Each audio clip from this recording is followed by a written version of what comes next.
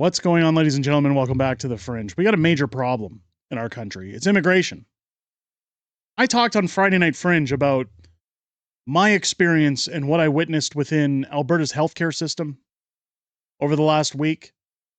You should probably go and check that out because I'm not going to elaborate or go on in this. It's too much to wrap into one video.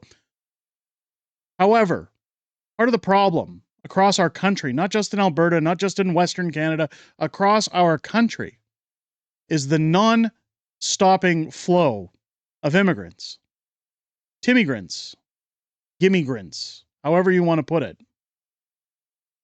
The biggest issue we face as a country is that our government, no matter whether conservative, liberal, NDP, have left the door open for the mass pouring in of migrants, unvetted, unchecked, people coming over areas like Roxham Road illegally. We put them up in hotels. We give them mass benefits while Canadians suffer.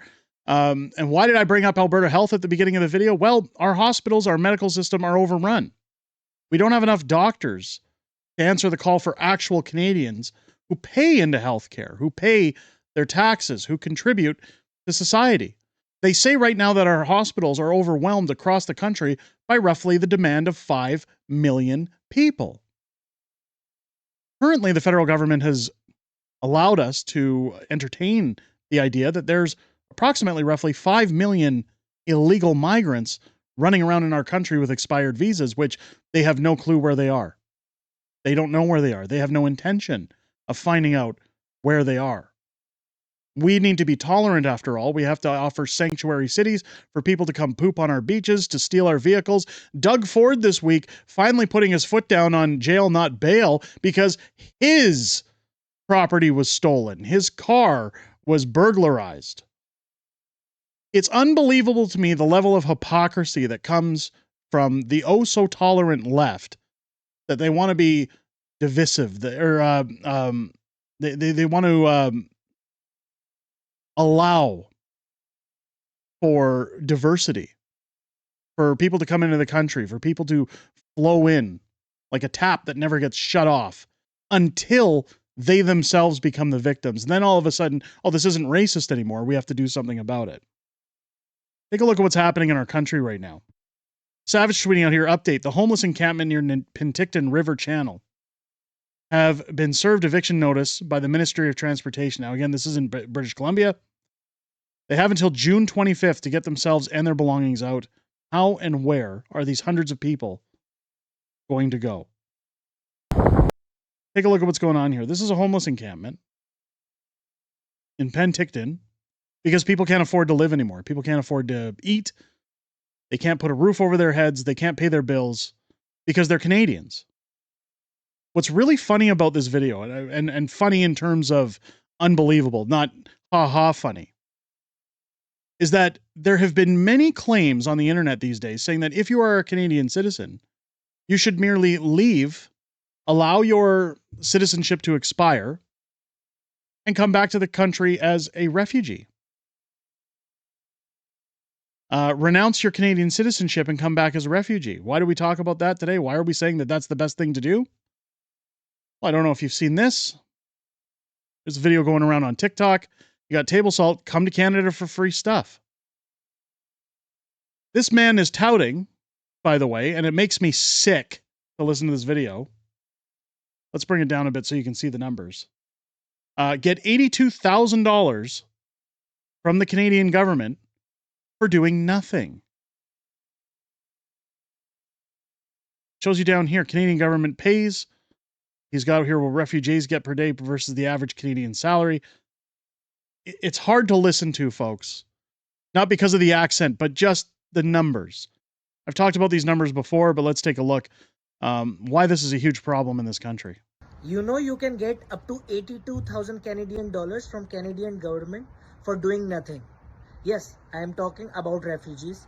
If you become refugee in Canada, they will pay you up to $224 per day. That is $140 for accommodation and around $84 for food, and that too tax-free. So it means $224 per day for accommodations and $84 per day for food per day.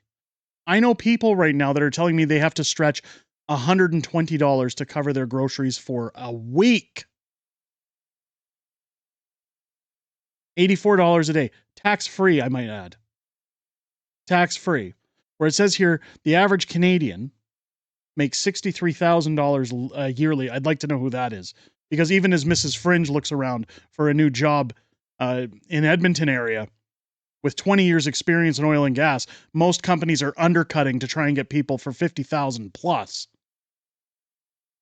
Canadian, it says here, average $63,000 a year, taxed over 20%. Well, this guy's bragging. Hey, come here as a refugee. Come here as a and again, his dialect is going to piss you off. But let's continue. Around $82,000 a year. It looks like a paid vacation to me, or it looks like free money to me.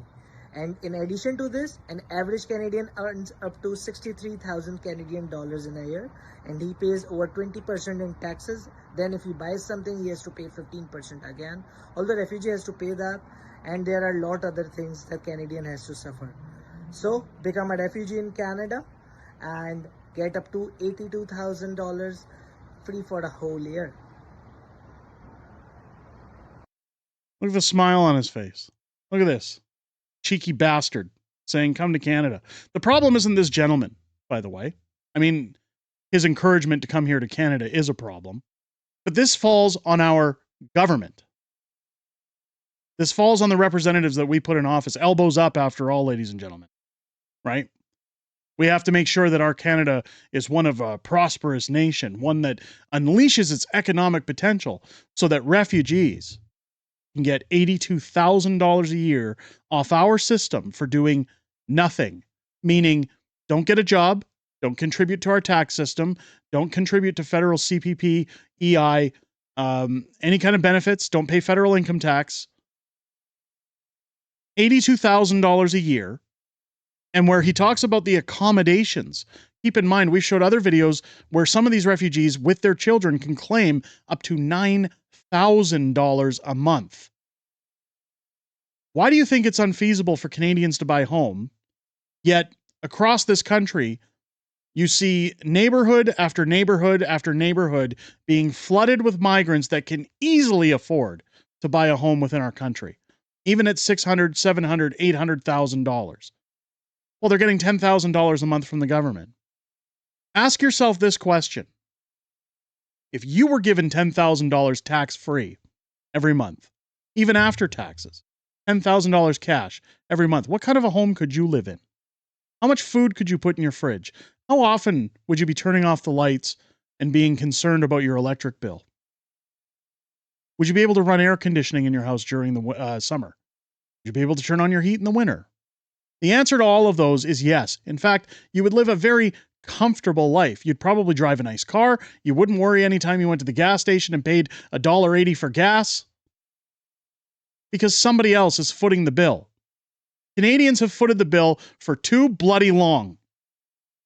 This TikTok with this smiling asshole telling everyone, oh, be a refugee in Canada, should enrage every tax-paying Canadian to the point that they take this video, they email it with a link to their local MPs, and just for fun, I will put a link in the description down below if you feel so obliged as to forward that to your MPs asking why they continue to do this. Look for a reasonable answer, because the truth of the answer, folks, the reason Mark Carney allows this, the reason Pierre Poilievre was going to allow the same thing, is because it's votes. It's votes. These refugees come to Canada, they're given asylum, they're given all this money for nothing, they don't know anything of our politics, they will continue to vote in the people who gave them the right to stay, the right to continue taking money out of Canadian taxpayers' pockets. And that's where their vote stays. They're loyal to whoever brought them over. Enough is enough. It's time to send these folks packing. It's time to tell them Canada is closed. It's time to tell our government, you either get rid of them or we are getting rid of you. This is why provinces like Alberta, Saskatchewan, Western Manitoba, Interior BC are all saying it's time to get the hell out. We all see it. We all see that we're strangers in our own country. We see what's being overrun, and the billions of dollars that are going to padding these people's pockets to come leech off of our welfare system, steal from us, steal our cars, break into our homes, break our laws, get bail instantly, no criminal charges. Pierre Poilievre has talked to great extent about people who were charged 80-something times and aren't in jail. They're just let back out onto the streets. We have a problem in this country, in Canada, and it's not just who's in charge, it's what they're letting in. Enough is enough. Let me know what you guys think down below in the comments. Should we be putting this money towards maybe taking care of our veterans, to taking care of our elderly, taking care of regular Canadians so that they can pay their bloody bills, so that they can live an average lifestyle? I'm sorry, I keep pausing because I'm trying to control what I'm saying so I'm not cussing and swearing all over this video, because this makes me mad. It makes my blood boil. Let me know your thoughts down below. If it's your first time here, I hope this video's earned your subscription. Make sure as you're hitting that button, you turn on the bell for all notifications. Join me live here on the channel each and every Friday for Friday Night Fringe, our weekly live streaming show, where I'm joined by the beautiful Mrs. Fringe as we go back and forth throughout the entire week of politics, talking about what's coming ahead as well. We hear what you guys have to say within the greatest YouTube community on the platform with your Q&A inside those live streams, and I always look forward to hearing what you have to say in those live streams. However, I look most important to hearing what you have to say this upcoming Friday at 6 p.m. Pacific, 8 p.m. Central here on the channel. With that said, ladies and gentlemen, I hope you enjoyed this video. I hope you have a great rest of your day. I'll catch you on the next one.